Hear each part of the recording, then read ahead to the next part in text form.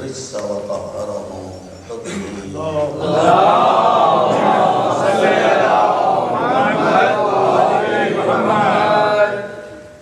أما بعد فقد قال الله سبحانه تبارك وتعالى وهو أصدق الصادقين واعبد ربك حتى يأتيك اليقين. صلوات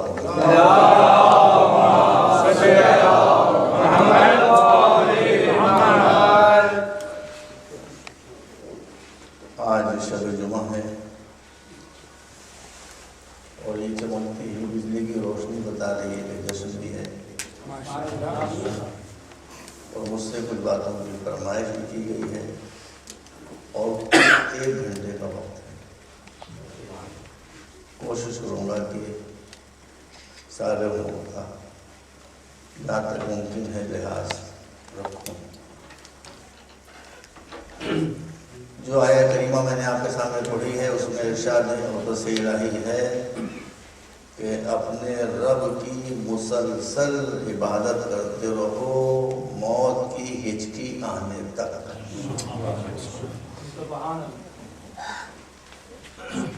بلا توقف بغیر کسی رکاوٹ کے اللہ کی عبادت مسلسل کرتے رہو.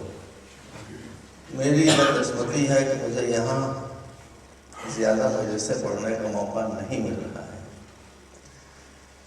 اگر 5 مجلسوں کم سے کم جائے شعور تو اس میں مضامین کی زیادہ وضاحت کی جا سکتی ہے. بے شک بے شک.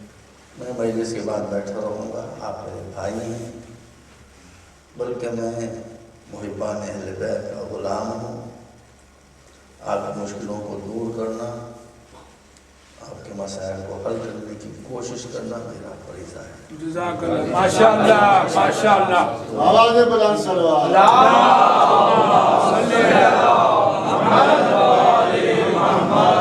جب تک آپ مجھے یہاں سے بھگائیں نہیں میں بیٹھا رہوں گا. بسم اللہ. آپ بھاگنے والے نہ بھاگنے والوں کیا ماننے والے. واہ واہ.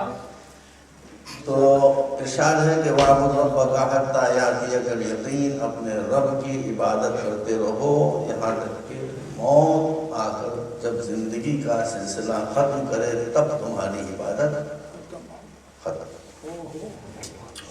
اس کے بارے میں کچھ باتیں میں آگے عرض کرتا ہوں لیکن اس کو اگر دکھایا ہے کسی نے تو صرف اہل بیت نے. سبحان اللہ. ظاہر منظر مسائل تو نہیں ہے ابھی لیکن آپ کو معلوم ہے کہ یہ اہل بیت کی صفت ہے کہ پیدا ہونے کے ساتھ ہی عبادت شروع ہو گئی. اہل بیت کی زندگی کا پہلا کام سجدہ اور سجدے ہی میں سر کٹا دیا. یہ ہے اصل سجدہ. سجدے سے لے کے سجدے تک اہل بیت کی زندگی گزری. بھی فاطمہ کی زندگی دیکھا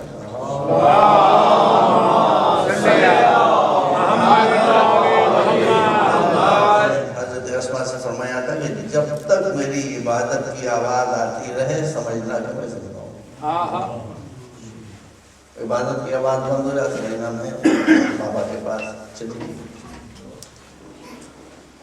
تو وہ تو بھی نکاح پر ہے تو منزل اعلیٰ ہے اور منزل عرفہ ہے. لیکن پہلے ایک بات آپ کے سامنے عرض کر دوں کہ یہ مجلسیں ہیں کیا چیز. منبر پر آنے والے ہر پاکستانی اور ہندوستانی یا کہیں کا بھی انسان ہو سب ہمارے بھائی ہیں. خدمتیں کی ہیں ان کی خدمتوں کا فیض ہے کہ آج آپ کوئی دراز میں یہاں تشریف فرمائیں.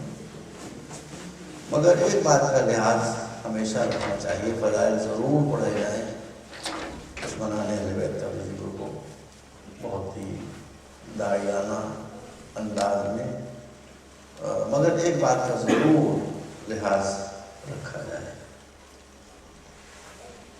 ایک ہوتا ہے دواخانہ کلینک ہاسپٹل. ہاسپٹل میں بیماروں کا علاج ہوتا ہے. یہ مجلسیں بھی ہاسپٹل ہیں. یہ مجلسیں بھی دواخانہ ہیں. یہاں بھی بیماریوں کا علاج ہوتا ہے. مگر یہاں جسمانی بیماریوں کا علاج نہیں ہوتا تو روحانی بیماریوں کا علاج ہوتا ہے۔ اسی نیت سے آپ یہاں تشریف لائیں، اور یہی فریضہ ہے ہر ممبر پر آنے والے کا کہ وہ ایک ڈاکٹر ہے جس کا فریضہ ہے کہ روحانی بیماریوں کا اہل بیت علیہ السلام کے ذکر کے وسیلے سے علاج کرے۔ ماشاءاللہ۔ سب سے بڑی مشکل جو ہمارے سامنے ہے، ایک بات میں آپ کو بتا دوں اور ایک مثال بھی دے دوں گا۔ قرآن مجید کی جتنے بھی آپ تلاوت کر لیں، something is better than nothing، وہ بات الگ ہے، لیکن ایک بات آپ یاد رکھیں، مجھ سے بعد میں سوال کریں کہ قرآن کی ہر آیت کے نیچے ترجمہ پڑھنا کافی نہیں ہے۔ آپ یقین رکھیے بیٹا، قرآن کی ہر آیت کے نیچے ایک مکمل آئیڈیالوجی ہے۔ قرآن کی ہر آیت کے نیچے ایک مکمل فلسفہ حیات ہے۔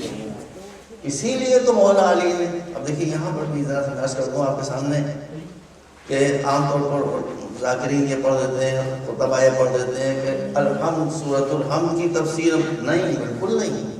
آپ تفسیر کو پڑھیں، سورۃ الحمد تھوڑی ہے، سورۃ الحمد کا پہلا لفظ ایک لفظ الحمد، الف لام ہائے مدی میم اور دال، اس کی تفسیر میں پوری رات گزر گئی۔ ایک لفظ کی تفسیر وہ اسی لیے ہے۔ تو پوری آئیڈیالوجی قرآن کی ایک ایک آیت کے نیچے سمائی ہوئی ہے۔ حالات حاضرہ سے میں کرنٹ افیئر سے مجلسوں کو نہیں کاٹ سکتا ہوں، کچھ باتیں کھل کے کہوں گا، کچھ شاعر میں کہوں گا، کچھ آپ بھی اپنا دماغ لڑائیے تو میں بھی اپنا دماغ لڑاؤں۔ جیسے مثال کے طور پر میں آپ کے سامنے سکتا ہوں، چھوٹی سی آیت قرآن مجید کی ارشاد ہے کہ فَأَمَّا الزَّبَدُ فَيَذْهَبُ جُفَاءً وَأَمَّا مَا يَنفَعُ النَّاسَ فَيَمْكُثُ فِي الْأَرْضِ۔ یہ پوری آیت ہے کہ جب سیلاب آتا ہے، جب فلڈ آتا ہے، سندھ میں آیا نا سیلاب، زبردست سندھ میں سیلاب آیا، بہت سو کا نقصان ہوا، بہت سو کا فائدہ ہو رہا ہے، بہت سو کا فائدہ بھی ہو رہا ہے، وہ ایسی مصیبتوں کا انتظار کیا ہے۔ تو اب قرآن میں کہ جب سیلاب آتا ہے اور پانی کا دھارا چلتا ہے تو اوپر پھین ہوتا ہے، پھین کو کیا کہتے ہیں؟ جھاگ، اوپر جھاگ ہوتا ہے۔ ارشاد لگائی ہے کہ جھاگ جو اوپر ناچتا، برکھاتا، اکڑتا، تلملاتا، دوڑتا چلا جاتا ہے، چونکہ اس سے ہمارے بندوں کو کوئی فائدہ ملنے والا نہیں ہوتا، اس لیے ہم اسے مٹا دیتے ہیں۔ وہ اوپر رہتا ہے، دکھائی دیتا ہے، اوپر وہی دکھائی دیتا ہے مگر اس سے کوئی فائدہ ہونے والا نہیں ہوتا، اس لیے ہم اسے مٹا دیتے ہیں۔ لیکن اس کے نیچے جو پانی کے ساتھ مٹی بہہ کر آ رہی ہے، وہ مٹی چونکہ انسانوں کے لیے فائدہ مند ہوتی، اس لیے اس کو ہم بچا لیتے ہیں۔ یہ پورا فلسفہ ہے۔ سوسائٹی میں جو لوگ آپ کو اوپر دکھائی دیں بہتے ہوئے، ان سے کبھی سوسائٹی کو فائدہ نہیں پہنچتا ہے۔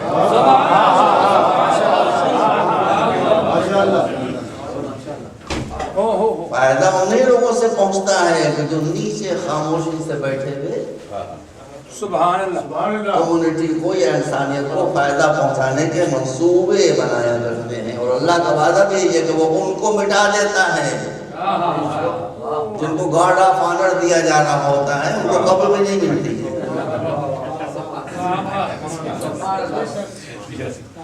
جو انسانیت کا بھلا چاہتے ہیں ان کو اللہ باقی رکھتا ہے۔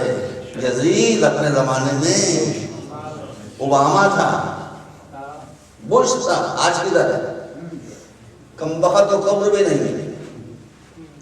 اس کے خاندان میں پوری تاریخی ذمہ داری کے ساتھ کر رہا ہوں کہ اس کے پورے خاندان میں کسی کی قبر کا پتہ نہیں تھا۔ قبر کھود کھاتے برابر کر دی گئی۔ یہ وہ ان کو گارڈ آف آنر دیا جاتا تھا، اب بھائی یزید کی حکومت سندھ سے لے کر اسپین تک تھی. آج کہاں ہے؟ جس کی اتنی بڑی حکومت تھی اس کو 2 گز زمین کی قبر کے لیے نہ ملی. اور سرکار حسین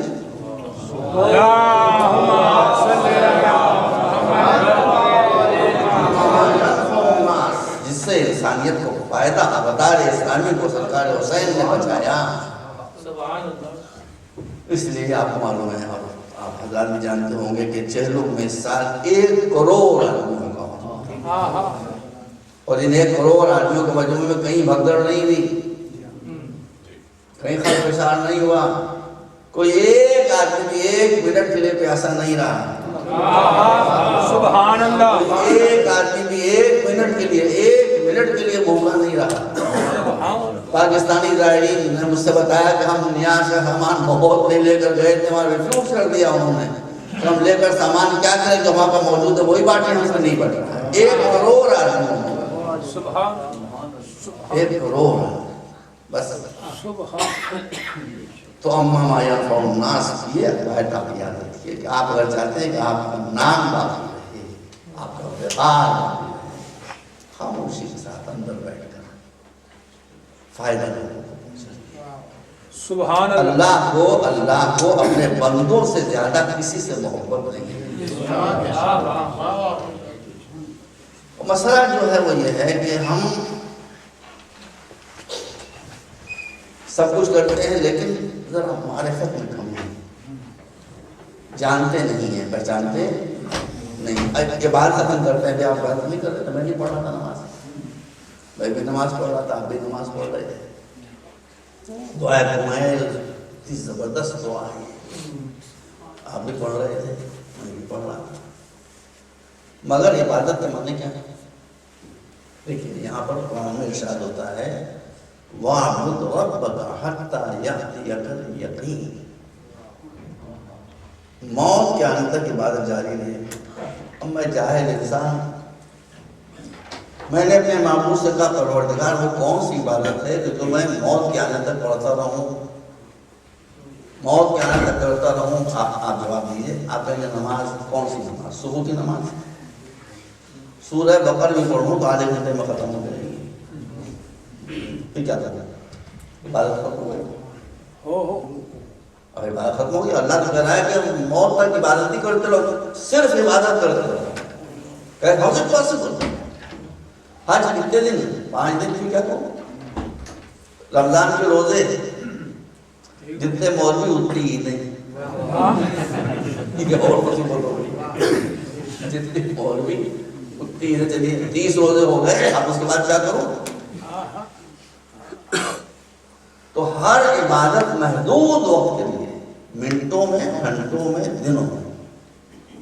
اور اللہ کہتا ہے کہ پوری زندگی عبادت کرتے رہو. تو عبادت کے معنی اس کا مطلب ہے کہ ہم نہیں سکتے. 1 سیکنڈ میں آپ سمجھ لیں. عبادت کے معنی 2 رکعت نماز نہیں ہے. عبادت کے معنی 30 روزے نہیں ہے. یہ 30 روزے اس وقت کیا کریں گے؟ عبادت جاری نہیں رہ سکتی. عبادت کے معنی 5 دن کا حج نہیں ہے. عبادت کے معنی ہے کہ 2 رکعت نماز پڑھنے کے بعد جو کردار ایک عبادت گزار کا ہونا چاہیے وہ تم میں پیدا ہوتا ہے. یہ کردار جاری رہے، ماشاءاللہ. یہ کردار جاری رہے. روزے رکھنے کے بعد جو روزے دار کا کردار ہونا چاہیے تب عبادتیں بدنام نہیں ہوگی. اور اگر رسوم عبادت ہم بجا لاتے رہے اور کردار ہمارا ویسے ہی رہا معاذ اللہ جیسے غلط لوگوں کا ہوتا ہے تو یہ عبادتیں بدنام ہو جائیں. عبادتوں کو نیک نام بنانے کے لیے عبادت کی شرط یہی ہے. عبادت بھائی دوا ہے. اگر دوا آپ پیتے رہے فائدہ کچھ نہیں ہوا تو یا دوا نہ کریے یا آپ کا مرض اتنا سخت ہے کہ دوا اس پر اثر نہیں کر رہی. تو اگر آپ عبادت یا میں عبادت بجا لا رہا ہوں اور اس کا اثر میرے کردار میں ظاہر نہیں ہو رہا ہے تو یا عبادت کمزور ہے یا میرا مرض اتنا زیادہ سخت ہے کہ عبادت کے چھینٹے اس پر اثر انداز نہیں ہو رہے ہیں. صلوات پر محمد.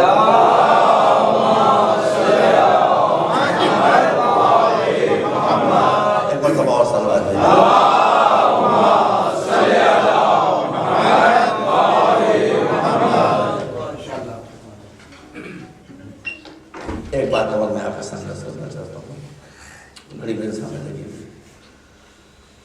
دیکھیے مجھ پر اعتبار کیجیے، قرآن مجید نے کہا ہے کہ مختصر کائنات کی ہر شے ہماری تسبیح کر رہی ہے، ذرہ ذرہ تسبیح کر رہا ہے، یہ کہا ہے، کیا کہا؟ کائنات کا ذرہ ذرہ ہماری تسبیح کر رہا ہے، دنیا کی ساری چیزیں ہمیں سجدہ کر رہی ہیں،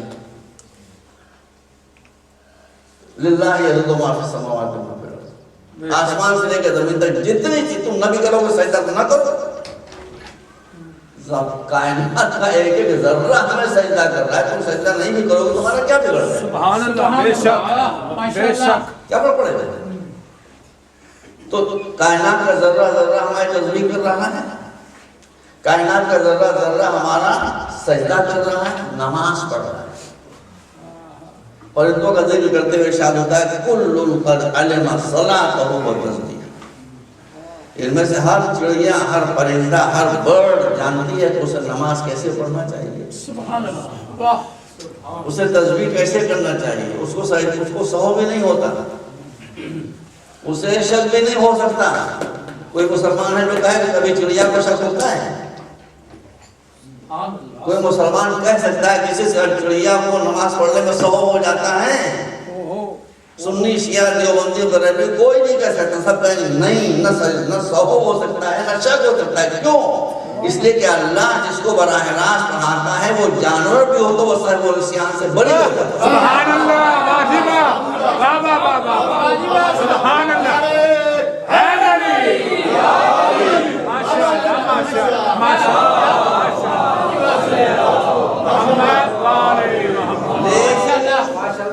سب سجدہ کرتے ہیں، سب تسبیح کرتے ہیں، سب نماز پڑھتے ہیں، مگر کسی ایک کے لیے بھی یہ لکھا کہ عبادت کرتے ہیں۔ یہ کہا نماز پڑھتے ہیں، یہ کہا تسبیح کرتے ہیں، یہ کہا سجدہ کرتے ہیں، یہ نہیں کہا کہ عبادت کرتے ہیں۔ عبادت کی صفت ہے، عبادت وہ شے ہے کہ جو آپ کو کچھ سے کچھ بنا دے۔ اگر عبادت کے ذریعے تبدیلی پیدا نہیں ہوئی تو سجدہ تو ہے مگر عبادت نہیں۔ اگر عبادت کے ذریعے تبدیلی پیدا نہیں ہوئی تو رکوع تو ہے مگر عبادت نہیں ہے۔ اگر عبادت کے ذریعے تبدیلی پیدا نہ ہوئی تو نماز تو ہے مگر عبادت نہیں۔ عبادت کے معنی یہ ہے کہ جیسے دوا آپ کے جسم سے بیماریوں کو دور کر دیتی ہے، ویسے عبادت آپ کے جسم، آپ کی روح سے کمزوریوں اور بیماریوں کو۔ ماشاء اللہ، واہ واہ۔ اب عبادتیں ہم کو کیسے کچھ سے کچھ بنا سکتی ہیں؟ بس اب مجھ سے جو باتیں کہی گئی تھی میں آپ سامنے پیش کرتا ہوں، اور یہ تو میں عرض کرتا رہتا ہوں۔ ایک بات یاد رکھیے، شریعت ہماری بڑی سسٹمیٹک ہے، شریعت کے اصول معین ہیں، شریعت کن ٹارگیٹس پر ہم کو لے جانا چاہتی ہے یہ بھی معین ہے۔ ان اصلوں میں سے فقہ، اصول فقہ کی جو اصلیں ہیں اس میں ایک اصل ہے تکریم بنی آدم۔ کیا آپ غور کیجیے ذرا سا، اور تکریم بنی آدم، یعنی شریعت کسی انسان کو ایسی بات کا حکم نہیں دے سکتی ہے جس سے وہ سوسائٹی میں ذلیل ہو جائے۔ واہ واہ واہ واہ، سبحان اللہ۔ شریعت کسی ایسی بات کا حکم نہیں دے سکتی ہے جس سے آدمی سوسائٹی میں ذلیل ہو جائے۔ یہی تو بس میں آپ سے کیا کروں، اب پورا اسلام اسی کے اندر سمٹ کر آتا ہے۔ ہر وہ شے کہ جس سے آپ کو عزت ملے شریعت ہے، سبحان اللہ۔ ہر وہ شے جس سے آپ محتاج ہو جائیں، فقیر ہو جائیں، سوسائٹی میں دب جائیں، سوسائٹی میں ذلیل ہو جائیں، مخالف شریعت ہے۔ بے شک بے شک، بس اب اس کو پھیلا لیجیے۔ سچا انسان عزت پاتا ہے کہ نہیں؟ جھوٹا انسان ذلیل ہوتا ہے کہ نہیں؟ ارے بش ذلیل ہو گئے جھوٹ بول کر. بش آپ کو معلوم ہوگا جھوٹ بولا ذلیل ہو گیا, اتنا بڑا انسان ذلیل ہو گیا جھوٹ بول کر. ادھر جھوٹ آیا, جھوٹ کے ساتھ ساتھ ذلت چل رہی. اسی لیے دنیا میں جو رسول کے بعد سب سے بزرگ شخصیت تھی, سب سے بڑا انسان تھا, اس نے کہا میری زبان پر کبھی جھوٹ نہیں آیا. مولا علی کا شان, سبحان اللہ. مولا نے فرمایا میری زبان پر کبھی جھوٹ نہیں آیا. سبحان اللہ. سبحان. لڑنے سے کیا ہوتا ہے؟ تباہی. تباہی تو ہوتی ہے, ذلت ہوتی ہے. دو آدمی لڑ رہا, دونوں آپ کی نظر ذلیل ہو جائیں. اور لڑائی کو مٹانے سے کیا ہوتا ہے؟ دیکھیے پورا اسلام سیکھ آ گیا. میں کیا بتاؤں, میرا دل تو چاہتا ہے بہت لمبی مجلس میں نکل پڑھوں گا, نہیں میں اپنے اصول کرنا پاتا ہوں. یہ بتائیے کہ اس میں سے کون سی چیز ایسی ہے کہ جو اس قابل نہیں کہ آپ کو سلام کو جگہ دے.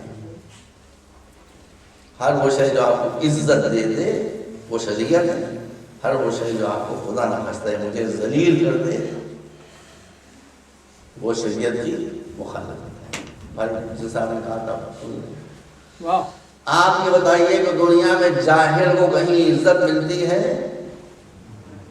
آپ بتائیے بھائی, دنیا میں کہیں عالم کو ذلت ملتی ہے؟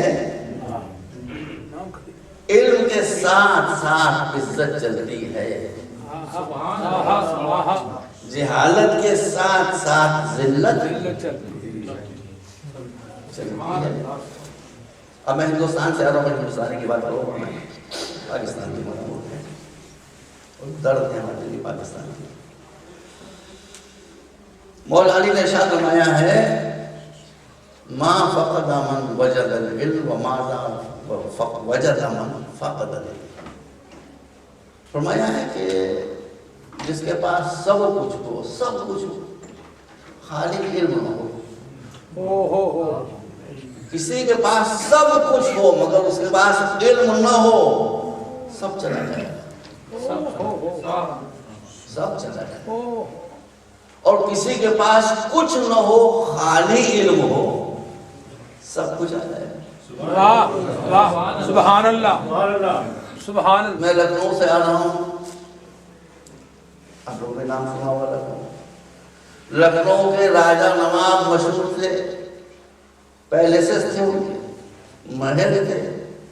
ڈیوڑی کو زمانے میں کاڑے تو تھی نہیں, ہاتھی بندے رہتے تھے, مصاحبین رہتے تھے, مکھیاں بیٹھی رہتی تھی.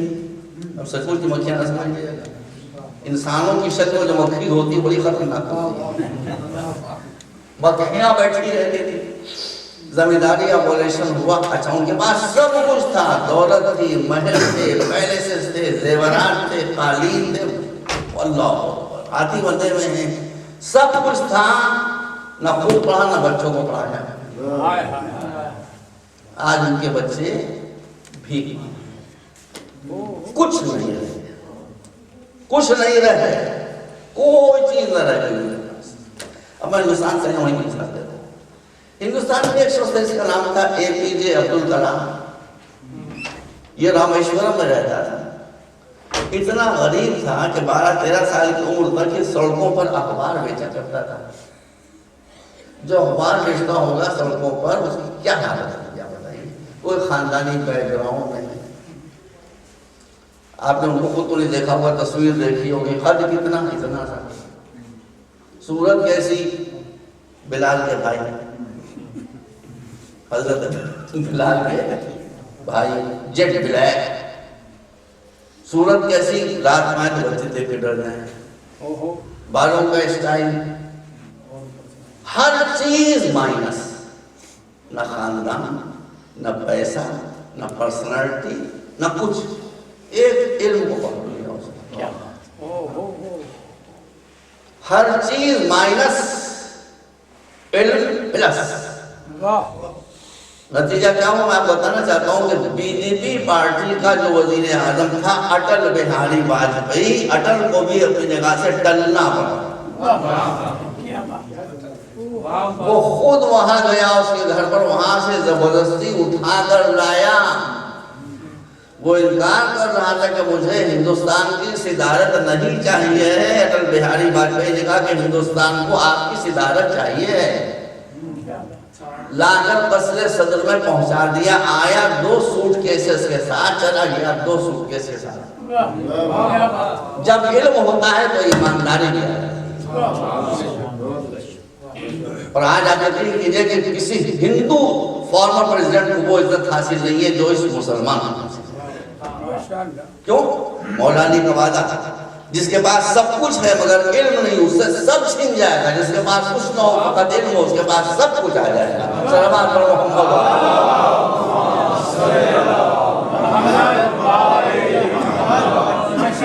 یہ اہل بیت کا ذکر ہے. اہل بیت کا پیغام علم کا نہیں, علم کا ہے پیغام. سبحان اللہ. علم کا تو پیغام ہے. سبحان. اب رسول کی حدیث ہے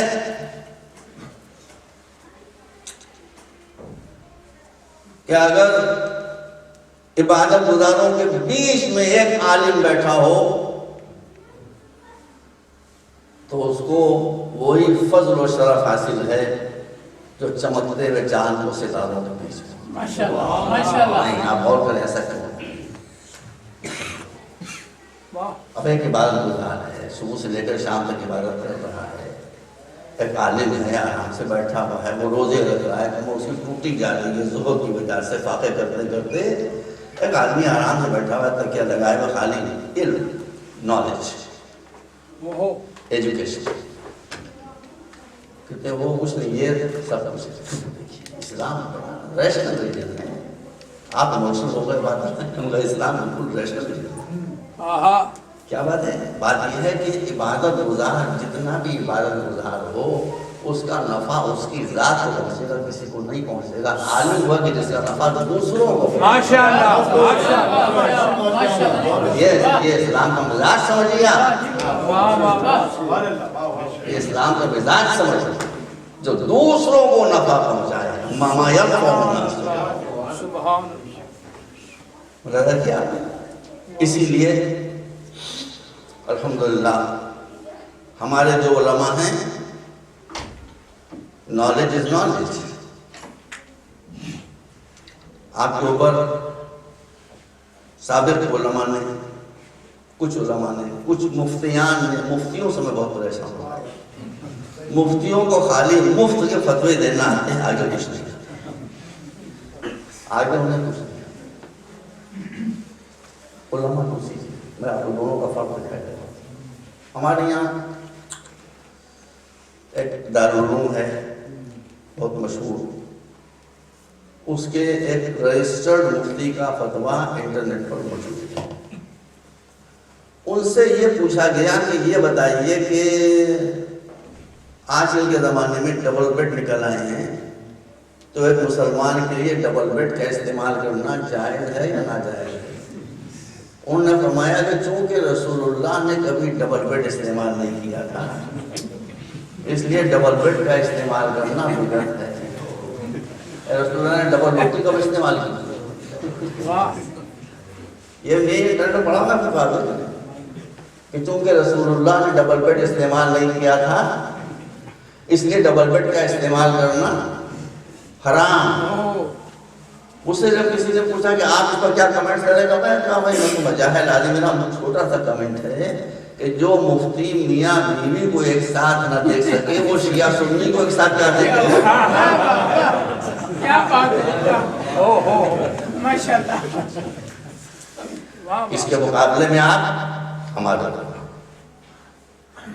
میں آپ کو بتا رہا ہوں, آیت اللہ عظمہ سیستانی, ابھی 2 مہینے پہلے ان کا فتویٰ آیا ہے. ایک صاحب نے ان سے پوچھا کہ ہندوستان میں جو مشنری اسکولز ہیں, نان مسلمز کے, کرسچنز کے یا ہندوؤں کے اسکول ہیں, کالجز ہیں, وہاں ہم اپنے بچوں کو پڑھائیں تو ہمارے بچوں کا ایمان خطرے میں پڑنے کا اندیشہ ہے, ہم کیا کریں؟ پوری بات فتویٰ بنے گا, دیکھیے ویژن. کہا کہ اگر دنیاوی تعلیم حاصل کرنے سے دین کو خطرہ ہے تو اپنے بچوں کو ویسے اسکولوں میں داخل نہ کرائیے, مگر آپ کے لیے واجب ہے کہ آپ خود ماڈرن ایجوکیشن کے اپنے اسکول قائم کریں. یہ ہے ایک عالم دین دنیاوی تعلیم کے لیے انسٹیٹیوشن بنانے کا جیسا مجھے باتیں کہی کہ جیسے پڑھو فتویٰ دیا انہوں نے موجود چھپا ہوا تھا اور بچوں کی عصری تعلیم ماڈرن ایجوکیشن سائنٹیفک ایجوکیشن پر آپ صحن امام صرف کر سکتے ہیں سبحان اللہ سبحان اللہ پہلے صحن امام مولوی بڑے کر لے جاتے تھے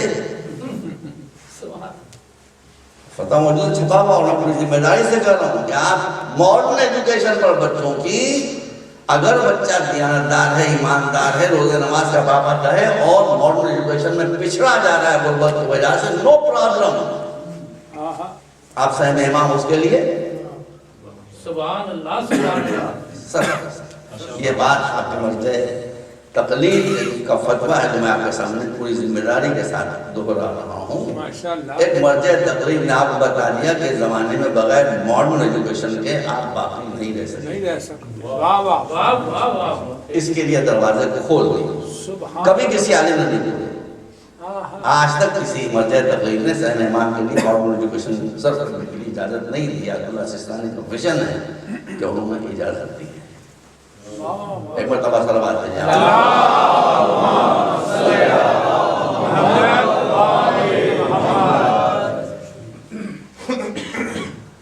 اب یہ فیض کا ہے کہ فیض اس کا ہے کہ بھائی یہ عقیدے کی بات ہے کہ کوئی بھی شخص اگر خلوص کے ساتھ باب مدینۃ العلم سے وابستہ ہو جاتا ہے اس کی فکر بدل جاتی ہے ایسا کوئی شعر نہیں جو باب مدینۃ العلم کا کو پکڑے ہوئے ہو اس کو چھڑیے نہیں میری تعلیم علی گڑھ میں ہوئی ہے علی گڑھ میں بہت اچھی لائبریری ہے مولانا آزاد لائبریری اسی میں مینوسکرپٹ سیکشن ہے وہاں ایک خط ہے بھوپال کے مفتی اعظم کا وہی مفتی اعظم تھے بھوپال کے مفتی اعظم کا دیکھیے ولایت علی اس میں سنی اور شیعہ میں کوئی اختلاف ولایت علی میں کوئی سنی شیعہ میں اختلاف اس کو پکڑو امامت میں ٹھیک وہ نہیں مانتے نہیں مانتے لیکن یہ کہ ولایت میں کوئی اختلاف نہیں ہے مجھ سے خود اسرار احمد صاحب نے جن کا انتقال ہو گیا لاہور میں خود یہ بات کہی کہ آپ اگر اذان میں صرف اشہد ان علی ولی اللہ تک کہیں تو ہمیں کوئی عذر نہیں آپ کہیں مجھ سے خود کہا تو ولایت میں کوئی اسرار احمد صاحب کو کوئی اسرار نہیں تو دوسری بات ہے تو غالب نے غزل کہی اب جس کے دل میں محبت اہل بیت ہے وہ تو بہانہ ڈھونڈا کرتا ہے غزل میں انہوں نے ایک شعر کہہ دیا مقطع کہہ دیا کہ غالب اب آپ لوگ سمجھ رہے ہیں آپ کو سمجھ رہے ہیں پاکستانی ہمارے یہاں مشکل ہو گئی ہندی بھاشا آگے مصیبت جاننا ہے وہ سمجھتے ہی نہیں تو غالب نے شعر کہا مقطع ہے غالب ندی میں دوست سے آتی ہے بوئے دوست غالب ندی میں دوست سے آتی ہے بوئے دوست مشغول حق ہوں بندگی ہے وہ پہلا مصرع دلیل ہے دوسرا دعویٰ ہے اور غزل کے طرح غالب ندی میں دوست سے آتی ہے بوئے دوست مشغول حق ہوں بندگی ہے وہ بھوپال کے جو مفتی اعظم تھے ان کی شامت آتی بھائی یہ خط آتا دیکھ لے جاتے ہیں میں نے سنا بعد میں پوچھ لاہور میں چھپا بھی ہے غالب نمبر پہ وہ میں نے کس طرح کی بول پایا تو انہوں نے غالب کو خط لکھا کہ تو جواری تھا تو شرابی تھا تو کسی کام میں بند نہ تھا تیرا جہنم میں جانا تو یقینی تھا مفتیوں کو اس میں بہت دلچسپی اس قدر خوشی ان کو ہوتی ہے جب کوئی جہنم میں چلا جائے اتنی خوشی ان کو ہوتی ہے اتنا مسرت ان کو کچھ جلا جائے پر جہنم میں گری آپ دیکھیں تو کہا کہ تیرے بد کرداریوں کی وجہ تیرا جہنم میں تو جانا طے تھا لیکن پھر بھی ہو سکتا ہے کہ اللہ معاف کر دیتا لیکن قرآن میں صاف آیا ہے کہ اللہ ہر گناہ معاف کرے گا، شرک معاف نہیں کرے گا۔ یہ شعر کہہ کے تو مشرک ہو گیا، یہ شعر کہہ کے تو بندگی خدا سے نکل کے بندگی علی میں آ گیا تو مشرک ہو گیا۔ اب تو تیرا جہنم میں جانا طے ہے۔ بھائی یہ خط علی گڑھ لائبریری میں موجود ہے اور غالب کا جواب بھی موجود۔ اچھا آپ بتائیے مفتی صاحبان کو خط کے سلسلے میں کس بات کے اندر تک قبلہ کعبہ حضور سرکار والا اعتبار حضرت مفتی اعظم فلاں فلاں مدثر یہ سب ہوتا ہے نا؟ غالب نے جواب لکھا اس میں یہاں سے شروع ہوا ہے، آپ پڑھ لیجیے۔ نہ قبلہ نہ سرکار نہ حضور نہ مفتی صاحب کچھ نہیں، پہلا لفظ جو ہے وہ یہ ہے کہ اب مفتی سن۔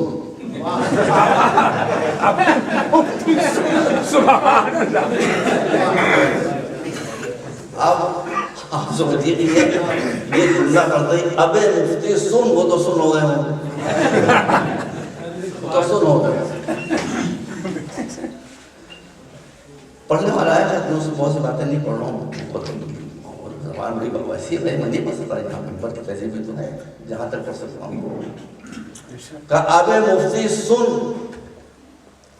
تو نے مجھے مشرک کیا بھائی کسی عالم کی نظر نہیں پہنچی، واللہ کسی عالم کی نظر نہیں پہنچی، ایک شاعر کی نظر نہیں۔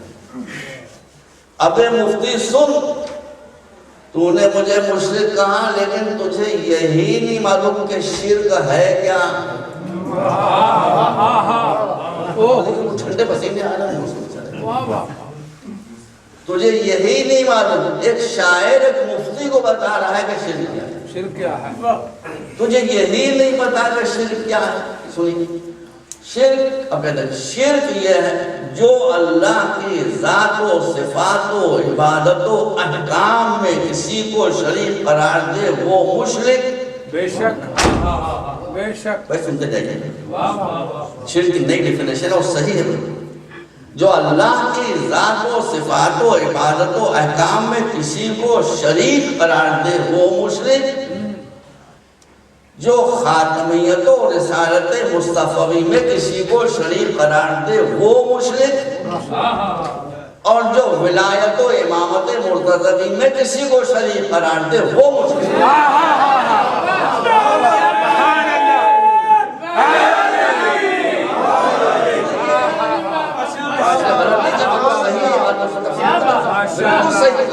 بالکل صحیح کہ جو ولایت و امامت مرتضوی میں کسی کو شریک قرار دے، اب یہ غالب جملے میرے تھوڑی ہیں، آپ پڑھ لیجیے، وہ مشرک۔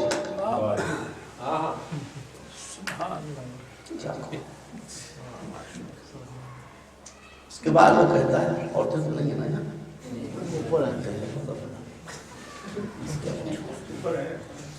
اللہ کو بہت اچھا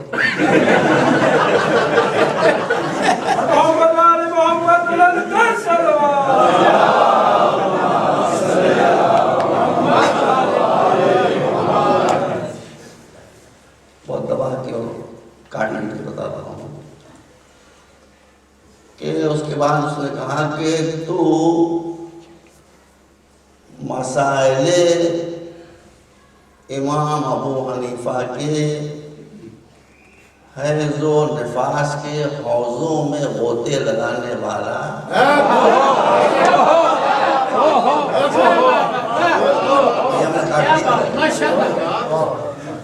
فلاں فلاں کے حوضوں میں غوطے لگانے والا تجھے ساقی کوثر کا مرتبہ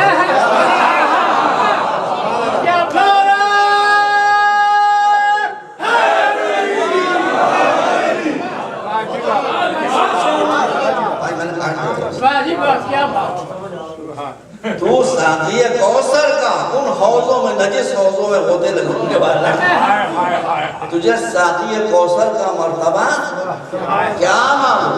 سبحان اور بھی سے سب باتیں کاٹ کے آخر میں لکھتا ہے کہ تو نے مجھے لکھا ہے کہ میں جہنم میں جلوں گا، یہ تو مجھے بھی معلوم ہے کہ میں جہنم میں جلوں گا،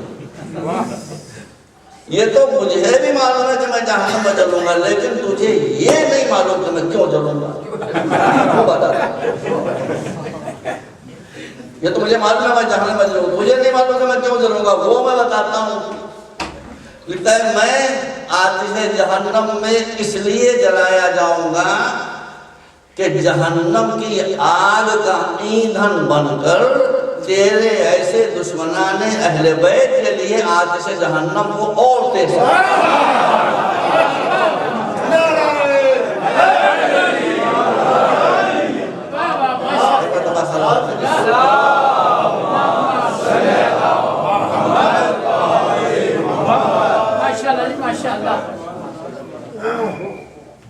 یہ جہاں محبت اہل بیت آتی ہے، میں نے کہا نا ہر وہ شے جو آپ کو عزت دے، محبت اہل بیت آپ کو عزت دے.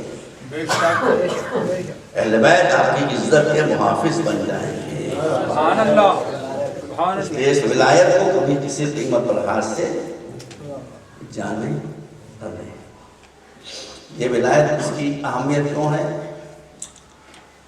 اس ولایت کی اہمیت اس لیے ہے کہ اہل بیت رسول ائمہ طاہرین 12 امام، ان کے مرتبے میں کوئی اختلاف نہیں ہے. جو پڑھ رہا ہوں ریفرنس سے پڑھ رہا ہوں، دیکھ کے پڑھ رہا ہوں. ہندوستان میں ایک سلفی مسئلہ کہ آپ جانتے ہوں گے، بہت سخت لوگ ہوتے ہیں، ذرا ٹھیک ہے کوئی بات نہیں. ان کے جو سب سے بڑے عالم گزرے ہیں علامہ وحید الزمان حیدرآبادی، بہت یہ صحیح بخاری کی تشریح لکھی زبردست ہے. وہ لکھتے ہیں ایک منزل پر کہ میں صحابہ کرام کے اقوال کی پابندی کرتا ہوں، لیکن جب صحابہ کرام کے کسی قول کے مقابلے میں 12 اماموں میں سے کسی کا قول آ جاتا ہے تو میں اس کو الگ کر دیتا ہوں اور 12 اماموں میں سے جس کا قول ہوتا ہے اس کو پڑھو. یہ حق ہے. بات سے سکتی ہے ائمہ اثنا عشر، کسی کا نام حسن ہے، کسی کا نام حسین ہے، کسی کا نام زین العابدین ہے. یہ نام آپ کے تعارف کے لیے ہے، مگر ان 12 میں سے ہر ایک کا ایک ہی نام ہے. 12 میں سے ہر ایک کا ایک ہی نام ہے، وہ ہے اسلام. اسلام is no compromise point. چاہے گردن کٹ جائے مگر اسلام کی کوئی اصل پامال نہیں. بس آپ اپنی ہی نام نہیں کرتے. بڑی سے بڑی حکومت سامنے آ جائے، اسلام اس سپیریئر. اب ہمارے 8ویں امام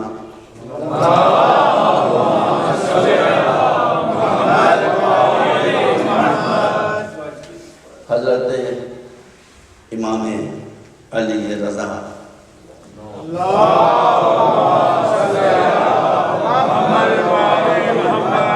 علیہ السلام مامون کا ایسا بادشاہ، پورے بنی عباس سلسلے میں اس سے زیادہ پڑھا لکھا اور چالاک ہو جاتی نہیں تھا. پورے سلسلے بہت پڑھا لکھا تھا، تیز ہی بہت. دربار سجا ہوا ہے، سن لیجئے، ایک اشارہ کر رہا ہوں. ایک چور لایا جاتا ہے پکڑ کر. چور کیسا ہے؟ ہوا پہنے ہوئے، زاہدوں کا لباس اختیار کیے ہوئے، ماتھے پر نماز کا گھٹا، ہاتھ میں تسبیح. چور سن لیجیے، دعائیں لیجیے، یہ دعائیں طیبہ. امام رضا دربار میں بیٹھے ہوئے ہیں، مامون نہیں بیٹھا ہوا ہے، تخت حکومت پر حکومت بیٹھی ہوئی ہے مامون کی شکل سے. وہ چور آتا ہے. مامون نے کہا یہ صورت، یہ شکل، یہ زہد کی تصویر، یہ تقویٰ کا پیکر، اور تم نے چوری کی؟ اس نے کہا چوری کی. شرم نہیں آتی؟ اس لباس میں چوری کی اور چوری کی اور پسینہ زوری، کوئی شرمندگی نہیں. 22ویں قدر کی جب ہے بھائی، چوری کی اور پھر سینہ دوری کہ میری آنکھوں میں آنکھیں ڈال کر کہہ رہا ہے کہ ہاں چوری کی. کہاں چوری کی؟ لے جاؤ ہاتھ کاٹ دو. تو ہاتھ نہیں کٹیں گے, ہاتھ نہیں کٹیں. وہاں پہ اندر بیٹھے ہاتھ نہیں کٹیں. کیوں؟ دیکھیے پورا مسئلہ صاف ہو گیا. یہ بہت اس پر اعتراض ہوتا ہے, میں ممکن آپ کو بہت بچا واقعہ بتاؤں اس سے متعلق. کہ ہاتھ تو نہیں کٹے گا میرا. کیوں؟ غصہ آ گیا.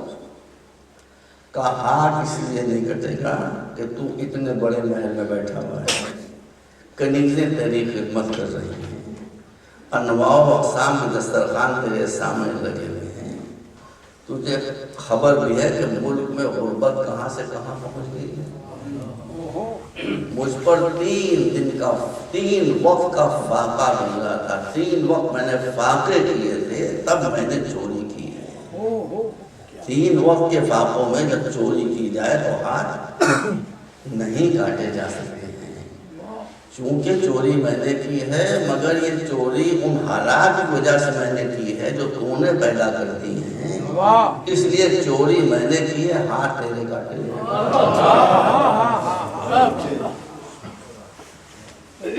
اس کے چہرے کا رنگ زرد ہو گیا, آواز دب گئی. یہ قدر کیجئے ماں میرے اللہ کی, اور آج میں تحریر کی سکتا. اب ہلکے سے گردن ہوا جب پہنچا ہے, کیا یہ ٹھیک کہہ رہا ہے؟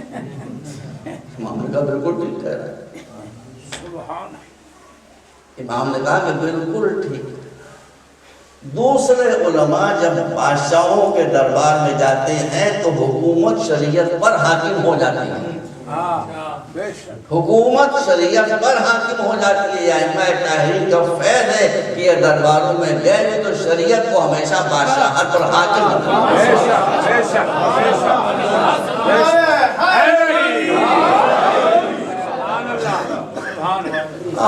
ابھی 10 منٹ ہیں. آپ کو ایک واقعہ سنا دوں, بالکل سچا واقعہ. پرانی بات ہے. اس وقت ہمارے ملک کے وزیر اعظم اٹل بہاری واجپئی لکھنؤ تشریف لائے.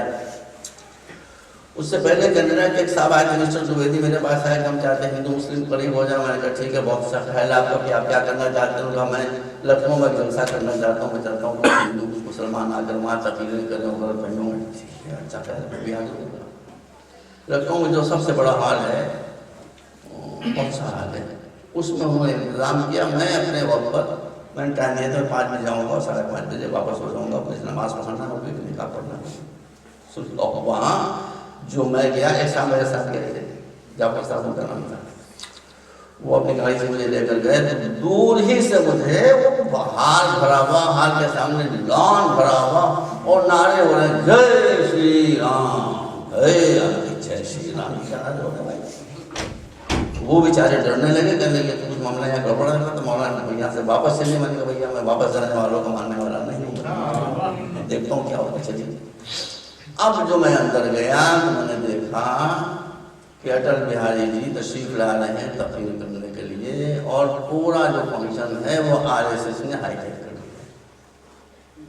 وہ دویدی جو تھے وہ روتے وہاں سے اترے میری صورت دیکھ کر. میں نے کہا یہ کیا ہو رہا ہے بھائی, آپ نے تو سولو کی بات کی تھی, یہاں پہ یہ اشتہار لگ گئے, نعرے لگ رہے ہیں کہ ہم کیا کریں. وہ ہمارا جو فنکشن تھا وہ RSS اور BJP والوں نے ہائی جیک کر لیا. اب ہمارا کنٹرول کچھ نہیں ہے, آپ تو واجپئی کی تقریر کرنے والے ہیں. اور بس میں نے کہا تو یہ قربانی کا بکرا نہیں ملا تھا آپ کو. دوسرا کوئی مسلمان یہاں ہے کہ سچا ہو کے بتا رہا. تو انہوں نے کچھ اہل سنت کے علماء کا نام لیا کہ کہا کہ وہ آئے تھے, مگر جب انہوں نے یہ رنگ دیکھا تو وہ وہاں یہاں سے چلے گئے. تو میں نے کہا بھیا میں بھاگنے والا نہیں ہوں, میں تو بیٹھوں گا اس لیے کہ میں اکیلا اب اسلام کی نمائندگی کر رہا ہوں. میں بھی بھاگا چکے سے تالیاں بجیں, تو میرا بھاگنا اسلام کو ذلیل کر دے گا. میں نے کچھ بھی مت نہیں جانے والا ہوں. میں آ کے کونے میں بیٹھ گیا. انہوں نے دیکھا نہیں مجھے یا کیا ہوا, وہ تو جیسے تقریر کرتے ہیں آپ وہ شروع جب ہوئے تو مسلمانوں سے اور پھر آگے اسلامی شریعت پر, اور ہنسا سے بڑا چھم کر گیا وہ. اور وہ جناب تقریر جو شروع کی انہوں نے تو ختم ہی نہیں ہوتی. نماز پڑھ بھی آیا اور گیا, اس کا مجھے نکاح پڑھنا تھا وہ بھی آیا ہو گیا. میں ان کا پابند آدمی, لیکن میں نے کہا اس وقت تو ایک سلسلے کیسے ہے, میں چھوڑ کے جاؤں گا تھوڑی مصیبت آ جائے گی. اور اس کے بعد انہوں نے ہنسا سی کہ یہ शरीयत इस्लाम की जो कहती है कि चोर के हाथ काट दिए जाएं, ये एप्लीकेबल है आज के ज़माने में? और तालियां बज रही हो, ये हो रहा है, और लोग लाल लाल आंखों से घूर रहे हैं, वही और बैठा मैं डरता होता नहीं। खैर जब उनकी लंबी तकरीर खत्म हो चुकी तो आखिरी मुकर्रर के तौर पर मेरा रब पुकारा गया, मैं आया तो मैं भी बुद्धू थोड़ी हूँ। कुरान ने हमको ये स्टाइल बताया है। देखिए कुरान ने हज़रत इब्राहीम, हज़रत मूसा, हज़रत ईसा का जितना तस्करा किया, किसी पैगम्बर का जिक्र इतना नहीं किया। क्यों? इसलिए कि खिताब था ज़्यादातर यहूदियों से। तो कुरान ने ये टैक्टिस इख्तियार की कि यहूदियों तक इस्लाम का पैगाम पहुँचाते वक्त पहले हज़रत मूसा का जिक्र छेड़ दिया ताकि उनकी तवज्जो मबजूल हो जाए, फिर इस्लाम का पैगाम। ईसाइयों से बात करते करते पहले हज़रत ईसा का जिक्र छेड़ दिया। और देखा अपने बारे में क्या कहना चाहते हैं, वो सुनने लगे, इसी लपेट में अपना पैगाम। और हज़रत इब्राहीम नेशनल हीरो थे, हज़रत इब्राहीम का जिक्र छेड़ दिया। मैंने किसी टैक्टिस को मैंने गीता जी को तो पढ़ा, मैंने पहले गीता का पैगाम सुना शुरू कर दिया। अब लोग देख रहे हैं रामचंद्र जी का जिक्र शुरू कर दिया, कृष्ण जी का जिक्र शुरू कर दिया। अब जब पूरा मजमा मेरे काबू में आ गया तब मैंने कहा कि लंबी बात हो जाएगी, हिंदू धर्म का जो फोकस है वो त्याग के ऊपर है, इस्लाम का फोकस जस्टिस पर है, इंसाफ के ऊपर। यहाँ से मैं पलटा और पलटने के बाद मैंने शरीयत इस्लामी के जो खुसूसियात हैं वो मैंने बयान करना शुरू किया। और फिर मैंने कहा कि अभी अटल बिहारी वाजपेयी ने फरमाया कि शरीयत इस्लामी ऐसी नाहंजार है कि इस जालिम है कि चोर पकड़ा जाए तो उसके हाथ काट दिए जाएंगे। तो मैंने कहा कि कभी अधूरा मुतालिया करके आप तकरीर न फरमाया करें, आप बहुत बड़ी शख्सियत हैं, आपके शायद निशान की बात नहीं है। इस्लाम में ये हुक्म है कि चोर के हाथ काट दिए जाएंगे, मगर उससे पहले 9 शर्तें हैं। और वो 9 शर्तें मैं पेश नहीं करूँगा, उसमें की एक शर्त मैं आपको वाजपेयी जी बताया जा रहा हूँ। वो एक शर्त यह है कि चोर के हाथ उस वक्त काटे जाएंगे कि जब गवर्नमेंट करप्ट न हो।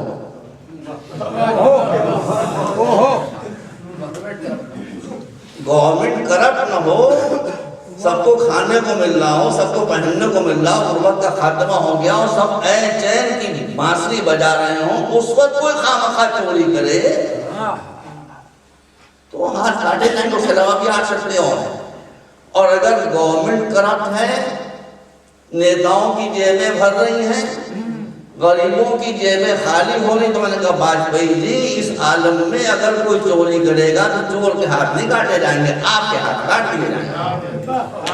और चेहरे बाद में वोट कराया, मुझे घर लगाया और गुलदस्ता पेश किया और ये किया वो किया, सब बातें हुई, लेकिन मजमा जो था फिर मेरे काबू में आ गया। तो ये इमाम अली रज़ा का एहसान है कि हमेशा हमेशा के लिए बताना कि इस्लाम का सही नुमाइंदा वो है जो शरीयत और हुकूमत में जब टकराव हो तो शरीयत को हुकूमत पर गालिब करते। सलावत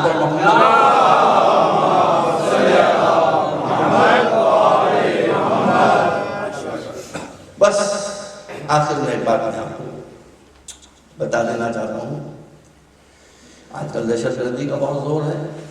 बस आखिरी बात,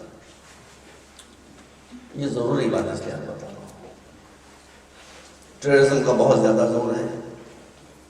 तालिबान और अल-कायदा दुनिया में इस्लाम को बदनाम कर रहे हैं। आप मेरा मैसेज पहुंचा दें, यहाँ जो सीक्रेट सर्विसेज लोग हैं उन तक पहुँचा देंगे, तो उनकी जबान जानता है या फिर जो बोली जाती है, ये मैंने सब जगह बताया। कहा जाता है कि मुसलमान टेररिस्ट हैं, कहाँ हैं? कहा यह जाता है कि मुसलमान टेररिस्ट हैं, हाँ हैं, मैं कहता हूँ झूठ हाँ हैं।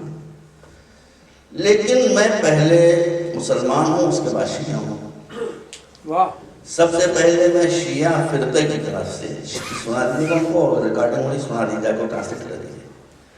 सबसे पहले मैं शिया फिरके के एक जिम्मेदार की हैसियत से ये रिस्पॉन्सिबिलिटी लेता हूँ कि 1500 बरस की तारीख में, 1500 ईयर्स की तारीख में अगर दुनिया के किसी कोने में کبھی کوئی ایک آدمی ایسا پکڑا گیا ہو کہ جس پر ٹیررسٹ ہونے کا شبہ کیا گیا ہو اور وہ شیعہ ہو؟ مجھے بتا دیں، مجھے بتا دیں نون ہسٹری میں کوئی ایک ایسا آدمی کہ جس پر ٹیررسٹ ہونے کا شبہ کیا گیا ہو الحمدللہ کبھی شیعہ فرقے کا آپ کو نہیں ملے گا، تو ہمارا دامن تو پاک ہو گیا۔ اب میں مسلمان ہوں، اسی بھروسے کے ساتھ بس مطلب تھوڑی 2 منٹ، اسی بھروسے کے ساتھ میں بریلیوں کی ذمہ داری بھی لیتا ہوں، وہ بھی میرے بھائی ہیں۔ بریلوی فرقے میں بھی آپ کو کوئی ٹیررسٹ نہیں ملے گا، گھبرائیے گا نہیں، بیٹھے رہیے۔ بریلوی فرقے میں بھی آپ، میں ذمہ داری لیتا ہوں شیعہ ہوتے ہوئے کہ بریلوی فرقے میں بھی آپ کو کوئی ایسا نہیں ملے گا کہ جس پر ٹیررسٹ ہونے کا شبہ کیا گیا ہو۔ آگے بڑھوں، میں دیوبندیوں کی بھی ضمانت دیتا ہوں، وہاں بھی نہیں ملے گا۔ میں سلفیوں کی بھی ضمانت دیتا ہوں، وہاں بھی نہیں ملے گا۔ تو پھر لوگ کہیں گے آپ تو کہتے ہیں مسلمان ہیں اور جتنے مسلمانوں کو فرقے سب کو آپ مائنس کرتے جا رہے ہیں مسلمان نام ہے۔ اگر آپ کو یہ دیکھنا ہے کہ کون ٹیررسٹ ہے مسلمانوں میں یا ٹیررسٹ ہو جانے کا پوٹینشیل ہے اس میں، تو میرا ایک مشورہ ہے، ایسے آدمی کو پکڑیے، اس کو لے کر اپنے پاس آئیے، اس سے آہستہ سے پوچھئے کہ اگر تم فرض کرو 1400 برس پہلے 1450 برس پہلے کربلا کے میدان میں ہوتے تو تم حضرت حسین کی طرف ہوتے یا یزید کی طرف ہوتے؟ اگر وہ کہے کہ امام حسین کی طرف ہوتا، حضرت حسین رضی اللہ تعالیٰ عنہ کی طرف ہوتا، حضرت حسین علیہ السلام کی طرف ہوتا، تو وہ سنی ہو، شیعہ ہو، دیوبندی ہو، بریلوی ہو، لیکن وہ اس کو ٹیررسٹ سے کوئی تعلق نہیں ہو سکتا ہے۔ اور اگر گردن جھکا کر کہے کہ حضرت یزید رضی اللہ تعالیٰ عنہ، پکڑ کے جو مظلوم کا حمایتی ہے وہ کبھی دہشت گرد نہیں ہو سکتا ہے، جو ظالم کا حمایتی ہوگا وہ دہشت گرد ہوگا۔ صلوات پر محمد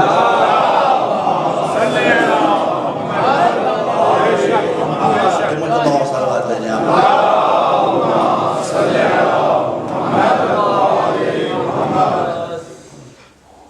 امام رضا علیہ السلام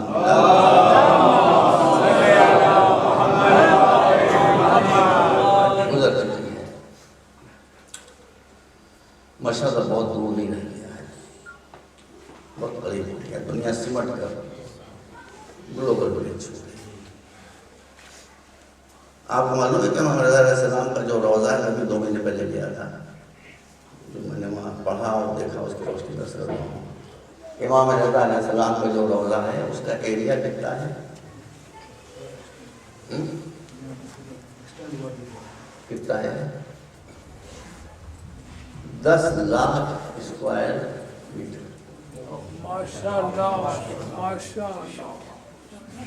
وہ لوگ جو فقط اس حرم کو صاف کرتے ہیں،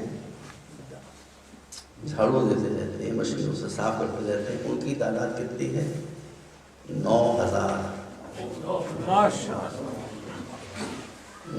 آدمی ہیں کہ جو روزے کو صاف کرتے ہیں۔ جتنا بڑا روزہ ہے تقریباً اتنا ہی بڑا روزہ بیسمنٹ میں نیچے بند ہے۔ یہی روزہ وہ روزہ ہے کہ جو round the year, round the clock, جاڑا ہو یا گرمی ہو یا سنو فال ہو، ہمیشہ کھلا رہتا ہے۔ اگر 24 گھنٹے میں کسی وقت بھی آپ چلے جائیں کہ اس وقت تھوڑا مجمع کم ہوگا، جب آپ جائیں گے تو آپ کو اپنا خیال بدلنا ہوگا۔ 24 گھنٹے میں آپ جب بھی جائیں، 2 بجے رات کو جائیں اٹھ کے، 3 بجے رات کو اٹھ کے جائیں، 1 بجے رات کو اٹھ کے جائیں، اسنو فال ہو رہا ہو، بارش ہو رہی ہو، سب کچھ ویران ملے گا، روزے پر ویرانی نہیں۔ شمع اہل بیت کے پروانے امام رضا علیہ السلام کو ہمیشہ گھیرے میں آپ کو۔ میں ایک واقعہ آپ سے اس کے مزہ کا خبر کروں تاکہ آپ کی توجہ ذرا متفق ہو جائے. پرانی باتیں میں ساتھ رکھوں کہ بوڑھے آدمی تھے میں 70-72 سال کی تھی, آنکھیں ان کی بہت کمزور تھی, اتنے موٹے تاریخ کے لگاتے تھے. ہم وہ ساتھ ساتھ گیا, ان کا نادر علی صاحب نام تھا. میں کربلا محلہ بخشیباد میں سیریا چلا گیا, وہ ایران چلے گئے. ایک ہی دن ہم لوگ گئے, ایک ہی دن واپس آیا. اب جو واپس آئے میں دیکھا ان کی آنکھوں میں اینک بھی لگی ہوئی. میں نے کہا چچا, میں چچا کہتا تھا ہم لوگ, میں کہا چلا کے اینک کیا ہو گئی؟ وہ لکھنوی زبان ہوتی کہ میں یہ دفعہ تو میں امام سے اپنی آنکھیں لینے آیا تھا.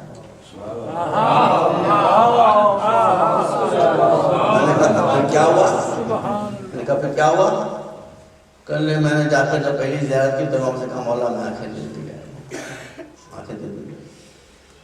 بہت کمزور ہیں آنکھیں, کچھ نہیں مجھ سے دکھائی دیتا پڑھائی کا, اتنے موٹے تعلیم نہیں کرتے. کل میں واپس آیا, بیوی بھی ساتھ تھی ان کی بڑھیا. اب رات کو 3 بجے میں اٹھا آرام جانے کے لیے, تو اب جلدی میں دیکھ رہا ہوں تو اینک نہیں دکھائی دے رہی. کدھر اینک کدھر؟ میں بیوی پر غصہ ہوتا, غصے کے لیے بیوی ہوتی بیچاری, اور کوئی ہوتی نہیں.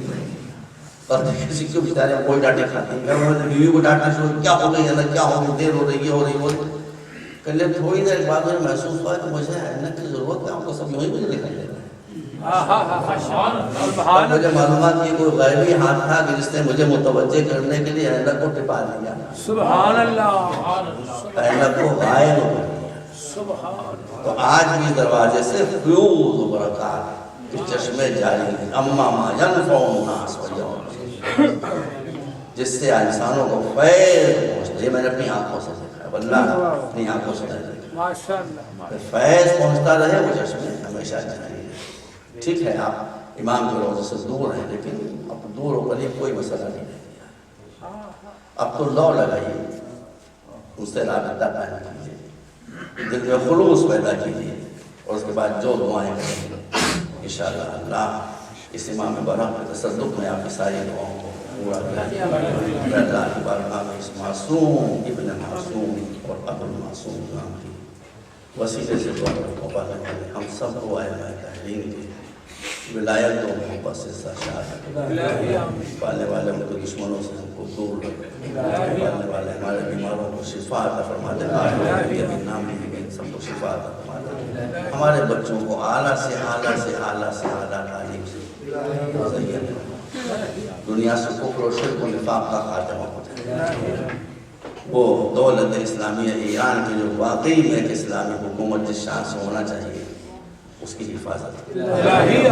پالنے والے وہ لوگ کی جو بے قطع لوگوں کا خون بہا رہے ہیں, یا ان کی ہدایت کر دیں یا ان کو غلط کر دیں. رحمتک یا ارحم الراحمین انک علی کل شیء قدیر. وصلی اللہ علی سیدنا ونبینا محمد وآلہ الطیبین الطاہرین برحمتک یا ارحم الراحمین.